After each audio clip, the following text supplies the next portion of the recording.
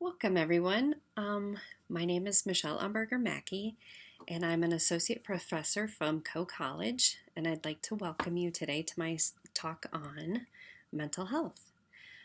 Just to make sure that you guys can follow along with my presentation, I'm going to go ahead and make my face over here go away so I'm not distracting to you, but welcome, and I hope that you find this presentation informative.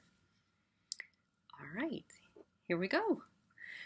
So again, I welcome you, and I hope that my talk today on mental health and mental illness is informative to you. So thank you for joining us today to this Make It Okay presentation, and I'm going to be telling you all about Make It Okay, so hopefully we'll just go ahead and get started.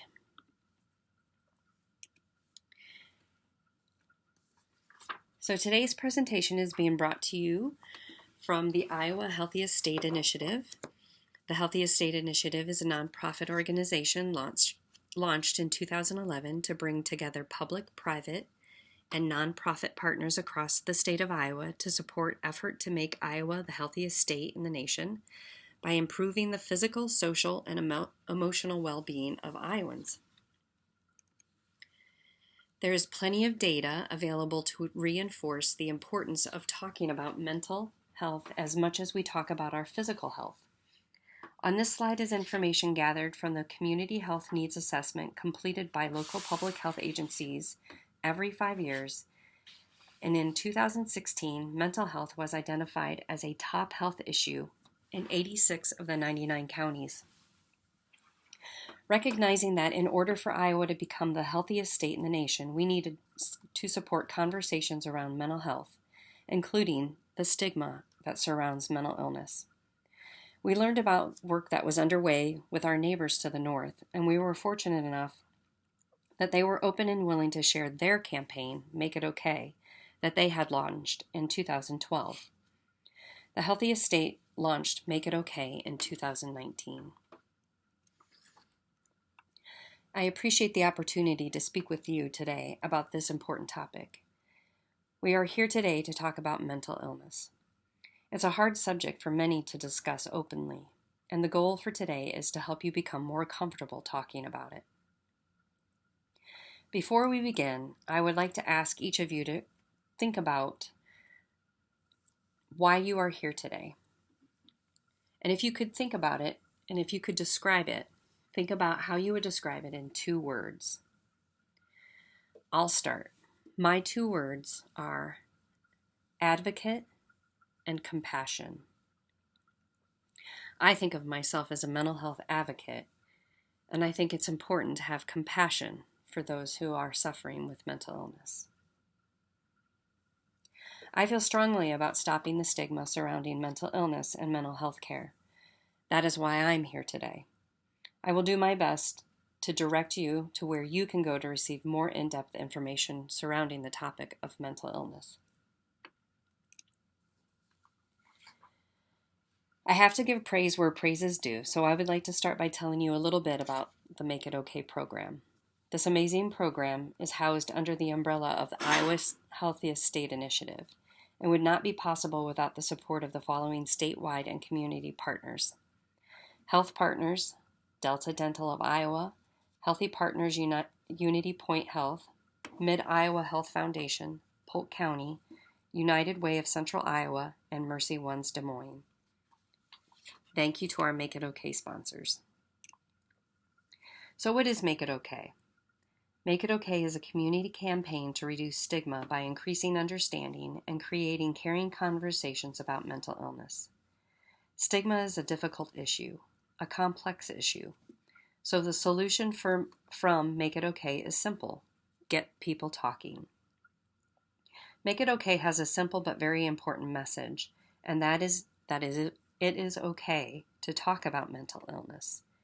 It's okay to have a mental illness.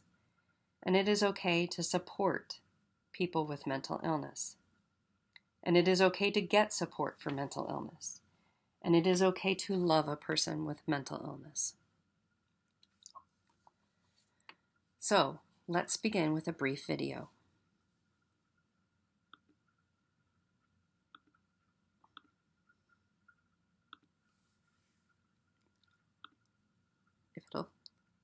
Stay up. Thank you. Hey. Hey, how's it going? Good. So, how was your weekend? It was good. How about you? Yeah. Meh. What does meh mean? Well, with depression, some days are good days and some days are bad days. And yesterday was not one of my good days. Silence. It makes the mental illness stigma even worse. Do you want to talk about it? Learn what to say at makeitokay.org. So what are your thoughts on this ad? As you can see in the ad by the big empty talk bubble, is that silence has a huge effect on the conversation regarding mental illness. With silence, people can feel alone and uncomfortable sharing how they are feeling. By starting a conversation, people know that someone cares for their well-being. Videos like this one, testimonials, and other resources can be found online at makeitokay.org/Iowa. Thank you. Hey. So you may be asking yourself, how do we start changing attitudes and reducing stigma? What we hope today is to begin to think about how we might start changing attitudes and negative perceptions of mental illnesses. That's what Make It Okay is all about. While it may seem like an overwhelming task, there are 3 things that each of us can start to do: learn, talk, share. We can start by learning more about Make It Okay, mental illness, and stigma, and its impact on our neighbors, our colleagues, and others in our communities. We will also learn basic diagnoses and symptoms. We can also learn how to talk openly and compassionately about this issue, what to say and maybe not what to say when someone is sharing with us their experiences with mental illness. And finally, we hope that you will leave here today feeling equipped to share with others this message of hope and what you can do to help make it okay.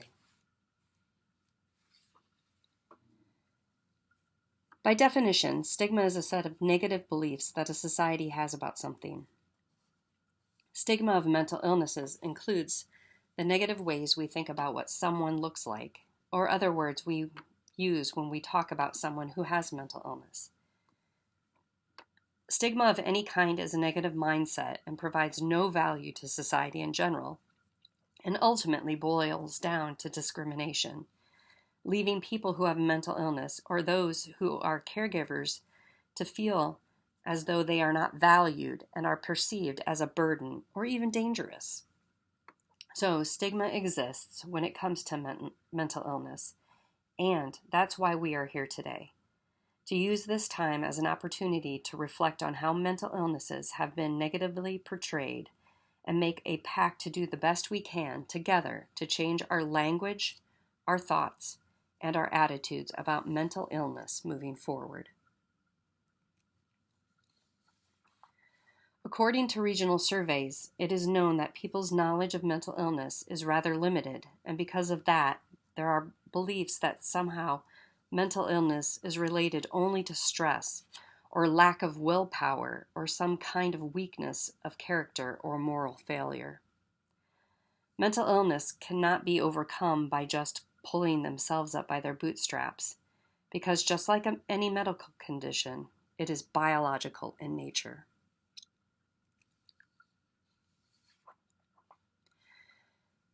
Stigma comes in many forms, and we will review a couple of these forms through some quick discussion. First, let's take a moment to discuss common images that have been used to portray people with mental illness. So this could be a good time if you had time to just stop the video after I ask this question and just to think about what kind of images you have seen in movies, television, news ads that have portrayed persons with mental illness. Sometimes they can be hard to describe as what you've seen, but in this time I'd like you to really think about what kind of images you have seen. If this video is used in a group, you could actually stop the video and have a discussion within your community, your faith community, and discuss different videos in the media. What have you seen?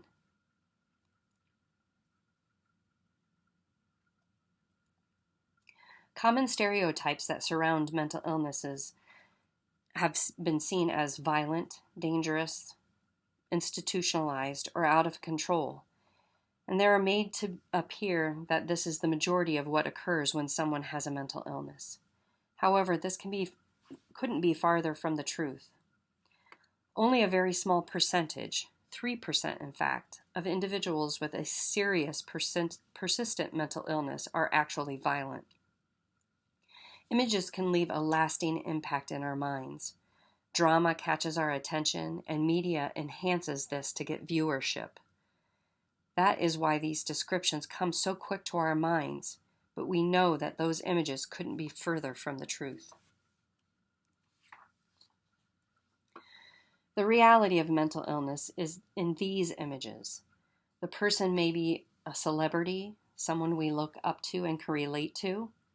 Maybe it's our neighbor, our loved one, or ourselves. Mental illness affects every age, every race, every gender, every occupation. It does not discriminate. Once we understand that, we can better understand that it is okay to talk about mental illness because it is in fact so common. In fact, it is so common that 1 in 5 people will experience a mental illness at some point in their life. About 1 in 10 people will experience a more serious mental illness such as schizophrenia or bipolar disorder. Putting all of this in perspective, about 1 in 8 people will have diabetes, and yet how we talk about these conditions is very different. That is because of stigma. Matter of fact, we know that most people have been touched by mental illness themselves or someone close to them, and that is why learning, talking, and sharing is so important. That helps stop the stigma.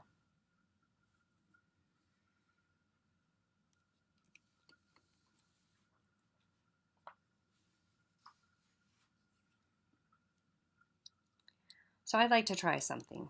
I want you all to think about what the first word that comes to mind when you think about someone who's experiencing cancer. Okay?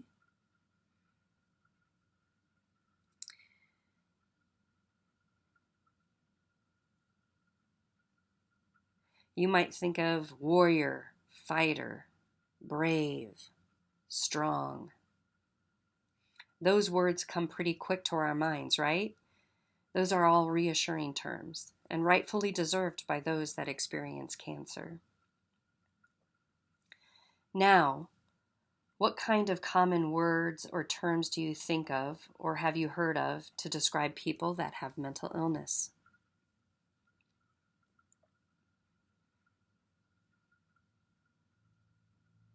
Common terms you may have heard of might be crazy, wacko, nuts, psycho. Again, those words come pretty quick to our minds as well. We may not feel as comfortable saying those words because they are of their negative meanings. People that experience mental illness are just as deserving of the words warrior, fighter, brave. So why do you think there is such a great difference in words used to describe these two different illnesses? Why are there more negative thoughts and emotions that come to mind when someone is experiencing mental illness? The answer can be traced back to the stigma surrounding mental illnesses. The stigma impacts how each of us think about, talk about, and even treat people experiencing a mental illness, whether we know it or not. It doesn't allow us to see 2 people with different conditions as equally strong. It's important to see these people as equal. Therefore, we can all start eliminating stigma today by not only learning and understanding that mental illness is a medical condition, just like cancer or diabetes is a medical condition, but also by starting to change the words that are so common in our vocabulary when describing mental illness. Rather than saying that person is crazy or I'm so OCD about my desk. Replace these with words of empathy, such as, I can't imagine what that person is experiencing, or I really prefer that my desk is well organized. We don't say she is cancer. We say she has cancer. Why is it easier to describe a person experiencing a mental illness as if their whole identity is that mental illness? He is bipolar versus he has bipolar. How will we know we've made progress in this area? We will know we're making progress when the same words are used to describe both mental illness and cancer and any other medical condition.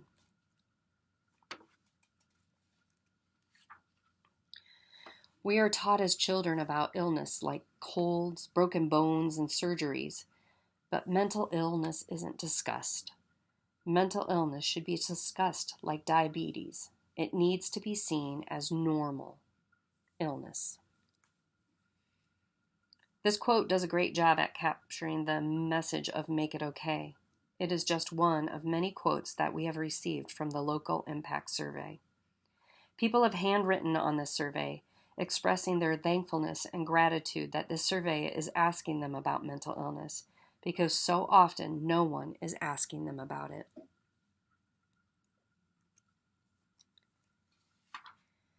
The reason why this matters so much is that stigma is the greatest barrier to individuals seeking help regarding their mental illness. Stigma causes shame, isolation, can impact jobs and education. The impact of waiting to seek treatment can include a loss of employment and income. The highest dropout rates are among youth with mental illness. People with an untreated mental illness end up in our criminal justice system. Mental illness is the third largest cause of homelessness in the United States. Mental illness is the number one cause of disability in North America. Serious mental illness costs America $193.2 billion in lost earnings per year. Individuals living with serious mental illness die on average 25 years earlier than others, largely due to treatable medical conditions. Those that experience severe symptoms often experience poor physical health. Each of these factors that can delay care without care symptoms worsen and can lead to legal issues or even suicide. So now we are going to ask some questions asking questions, and your answers can be anonymous. This can be a time where you can stop the video and just think about them yourselves. Or if this video is used within the group, whoever's monitoring this could actually gather your questions or your answers. So we know that for every person who has suffered a mental illness, it also impacts the people that love them. So my first question is, have you or a loved one ever struggled with a mental illness? It could be yourself, a family member, or a best friend. Remember that 1 in 5 people experience mental illness, and these people touch many lives. We all know our family history regarding heart disease, but we may not all know our family history regarding mental illness. Again, we see the difference between physical illness and mental illness, and we are tongue-tied when it comes to talking about mental illness. Another question. Let's take a few moments to think about the stigma we carry ourselves. Think to yourself, how do I feel when interacting with a person experiencing mental illness? Then ask yourself, am I more comfortable helping a person who has a physical illness than I am helping a person who has a mental illness? Why do you think for most it's easier to help someone with a physical illness and harder to help someone with a mental illness? We can often understand physical illness easier than mental illness because we can see physical illness, or people are more willing to tell you that they have diabetes or heart disease. Next, I ask you to consider, would I see myself as weak if I had a mental illness I could not fix myself?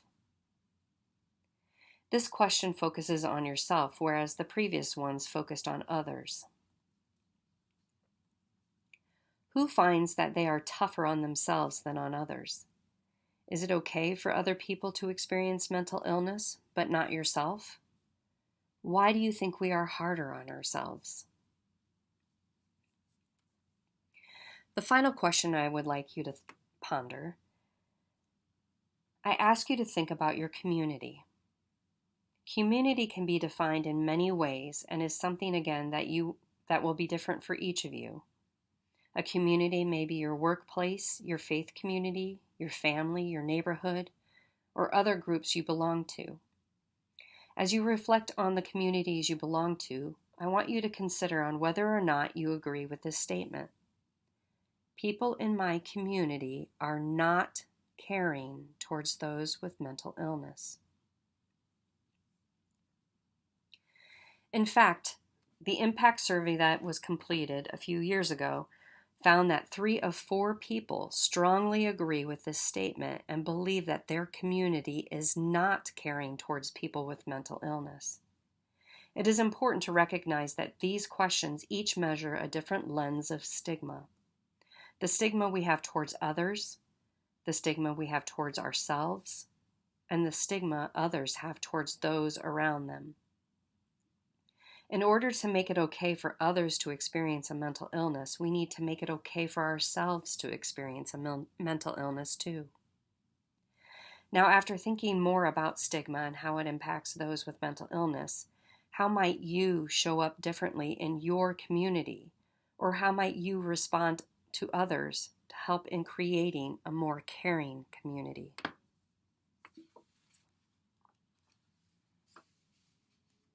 Next, we are going to hear from Sherry on her experience and the perceptions of being hospitalized for a mental illness.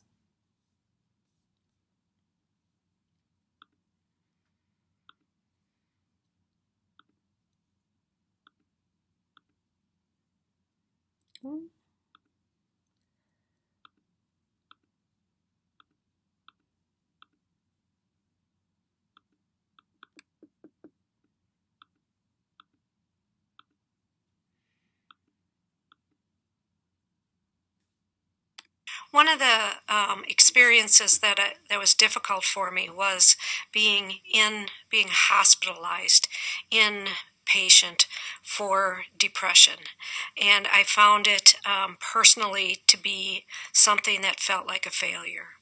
And so when I went into the hospital, I did not know what to expect.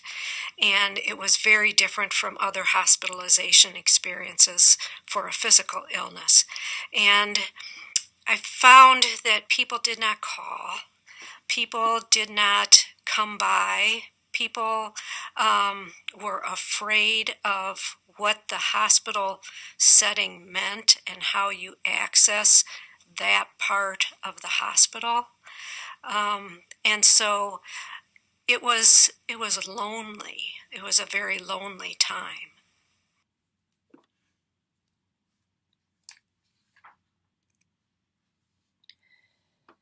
So just as Sherry talked about stigma in her own community, I'd like you to think about your community. Again, whatever that means to you. This is obviously on your faith community YouTube. So think about your faith community. How do you see stigma showing up in your faith community? In some families, cultures, or faith communities, mental illness may not be acceptable to acknowledge or talk about.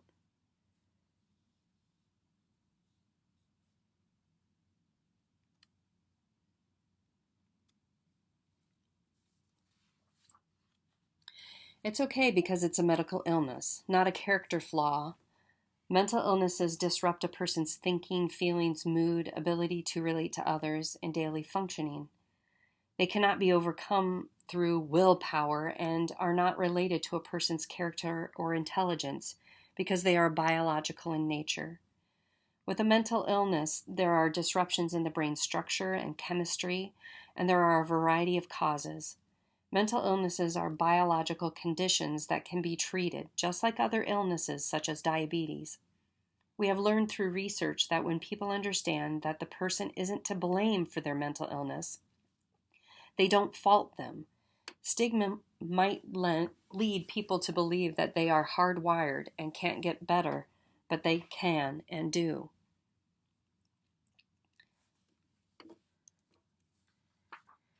Make It Okay is not intended to diagnose or treat mental illnesses, but it is good to know that there are symptoms associated with various diagnoses. This list is not exclusive nor exhaustive. These symptoms are different than other illnesses, and we can detect it and we can't detect mental illness in a blood test or an x-ray. Some symptoms do make it seem like a person can or could control it, so it is important to get to know that symptoms may show up differently for the different diagnoses. The other thing that makes mental illness more difficult for people is that it can present differently in different people.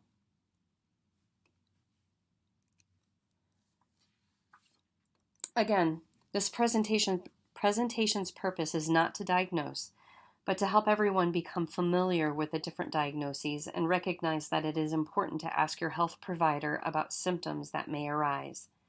Just as there is a word for illnesses such as diabetes, there are words for different mental illnesses.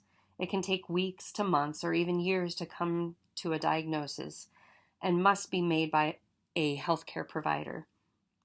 It's important to practice saying these words out loud. We shouldn't whisper the word bipolar, and we shouldn't be afraid of the word schizophrenia. Getting comfortable with these words and learning more about them is a first step in stopping stigma. So these are just a few of the mental health diagnoses.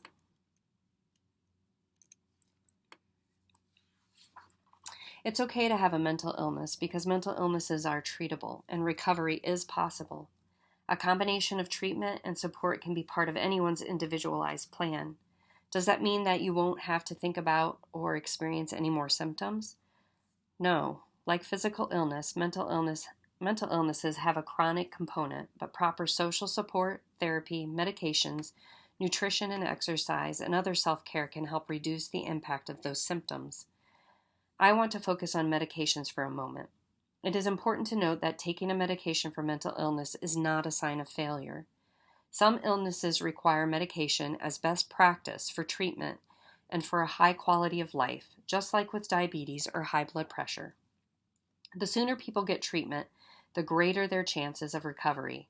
As with any illness, it is better to identify and treat it early before someone becomes seriously ill. So what can we do to help support someone with a mental illness and make it okay? We need to stop the silence surrounding the mental illness because silence can be deafening when someone reaches out for help and they get no response. Saying something, anything, is better than saying nothing. Silence is not the answer. We need to be nice. We shouldn't have to say this one on the slide, but people with mental illness have told us, yes, leave it on the slide. Kindness, empathy, compassion, and understanding go a long way. Be kind, be nice. Really listening, not judging, not with the intent to speak, but listening to understand. Keep in contact. It can be difficult for someone experiencing a mental illness to pick up the phone or write a text. So be persistent can be important. Be the one to call or text first. It may not be balanced back and forth, but it is important that you continuously reach out. Don't ignore it and offer to help. Ask them, what can I do to help? It might be helping with the kids, driving them to an appointment. Offer to help in the same way you would if they had a physical condition. Keep the conversation moving. Mental illness is part of someone, but not all of them. Ask them how they're doing, but then move on and talk about other parts of their life too. Offer to connect them to resources or to engage them in other self-care talk. It's helpful to understand what language may not be helpful, but actually causes more harm. I'm going to share a brief video of hurtful language to avoid. Like a lot of people living with mental illness, I've unfortunately had to hear some hurtful language. I think one of the more common one in our society is crazy. I was talking with someone and sharing the fact that, I have a mental illness diagnosis, and the response was like, "No, you're not crazy, Dan." And I go, "I never said I was crazy. I said I have a mental illness diagnosis." And, that association with the word crazy and mental illness it's extremely tough.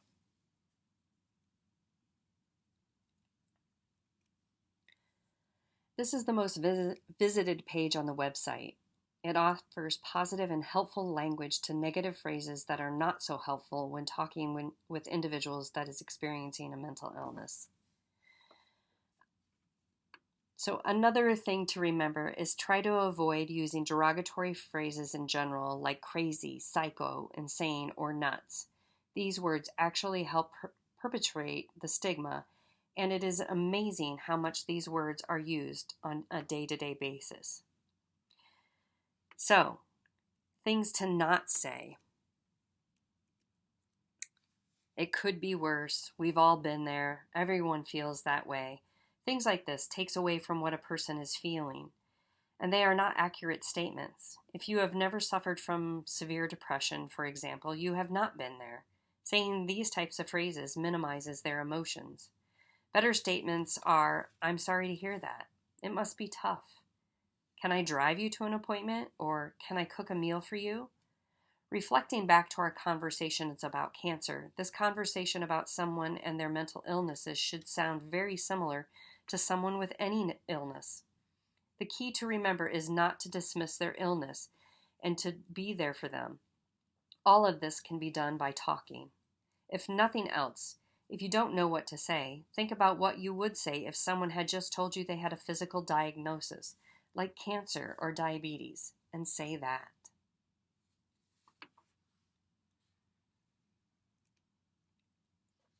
Now that we have an idea of what language could be potentially hurtful with a person who has mental illness, let's hear some alternative positive things you could say to someone who is struggling with mental illness.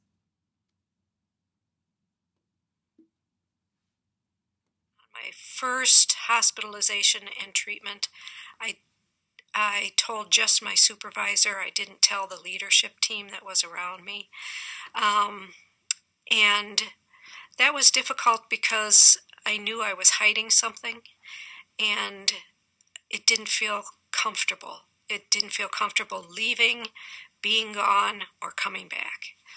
And so the second time that I went in for hospitalization and then day treatment, I told the leadership team. And I was nervous, very nervous about doing that. And I was very fortunate that the team was very supportive. And the way that they did that was that they normalized it for me. They didn't act afraid. They didn't act as if they didn't know what to do with me. They very much just said, "We wish you well. We understand you'll be out, and we will help cover in whatever way that we can." And then with coworkers, I think it was very helpful when they would just check in every once in a while and just say, "How are you doing today?" And just that simple small bit makes a big difference, because it just acknowledges that maybe things might not be going that great that day and that it's a struggle.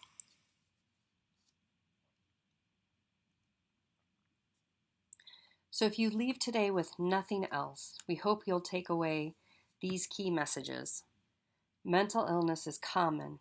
1 in 5 people will develop a mental illness at some point in their lifetime. Again, putting all of this in perspective, about 1 in 8 have diabetes.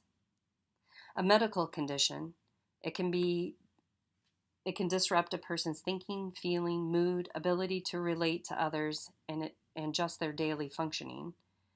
Mental illness is treatable. Most mental illnesses can be treated effectively with medication, therapy, diet, exercise, and support. Recovery is possible. Mental illness we know its stigma is the greatest barrier that keeps people from getting treatment. And reducing stigma saves lives. Not only does it save lives with regard to suicide, but it also improves the quality of life of a person that experiences mental illness. And it is never too late and never too early to get the care they deserve. Just as we talk about that with physical conditions, you're having some symptoms, you should get those checked out. Early identification, getting connected to support, the earlier the better. Don't accept symptoms of mental illness as the norm for your health, no matter how long you may have been experiencing them.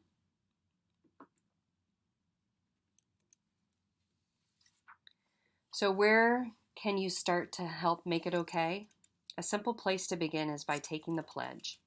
Visit makeitokay.org/Iowa to take the online pledge or print the pledge and hang it up as a reminder. You can also take it a step further. You can request a speaker, which I'm your first speaker, or you can become a Make It Okay ambassador yourself, and you can become a speaker like I am. You can register your workplace as a Make It Okay registered workplace to demonstrate your commitment to reducing the stigma of mental illness. In the end, we can all create a community of change, starting at home with family, friends, and within your work site and all your communities, to make sure we make it okay to talk about mental illness. There are many resources available, and here are just a few. The National Alliance on Mental Illness has countless resources and information on their website. They hold webinars and different training sessions. Your Life Iowa is a statewide resource for anyone facing a problem with alcohol, drugs, gambling, mental health, and suicidal thoughts.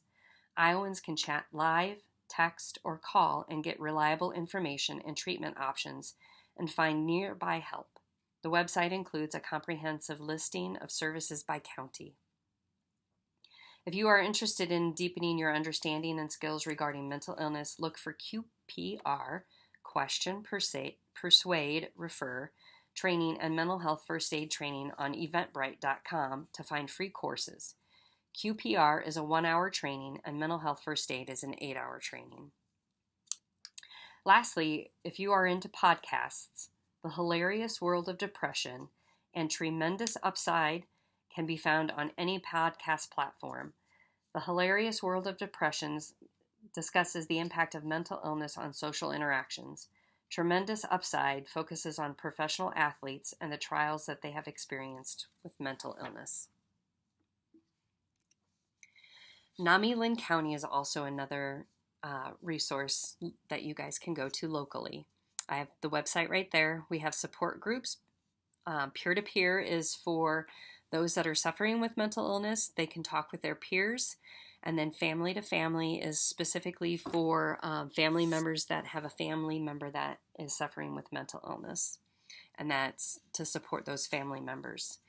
I'm on the board of Linn County NAMI, so I always like to put a plug in for our Linn County NAMI.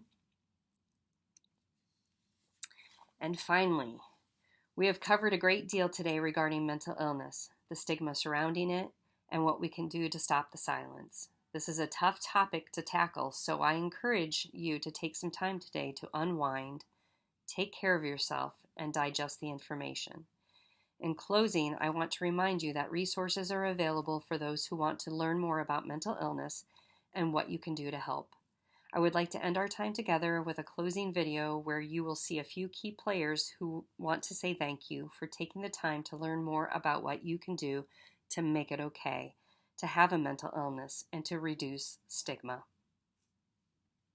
A A few years ago, I lost a job because of stigma. Stigma, it prevented me from getting employment.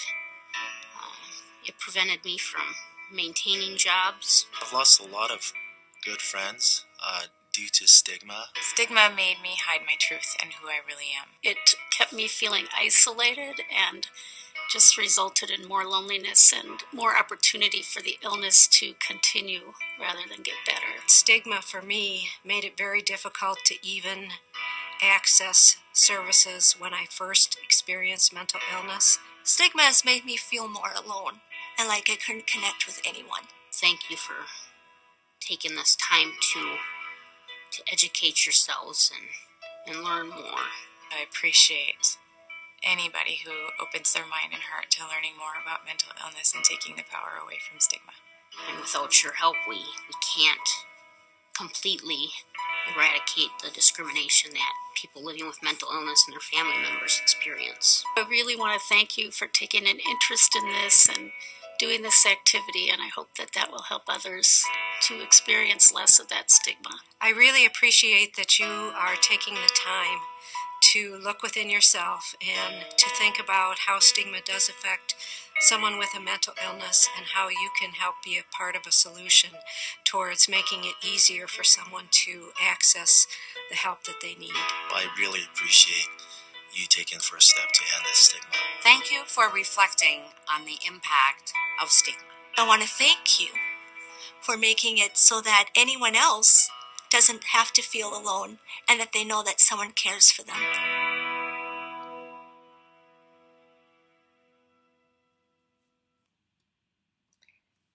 In closing, I want to thank you for taking the time to open your minds and hearts to this important topic. Thank you, and together we will make it okay.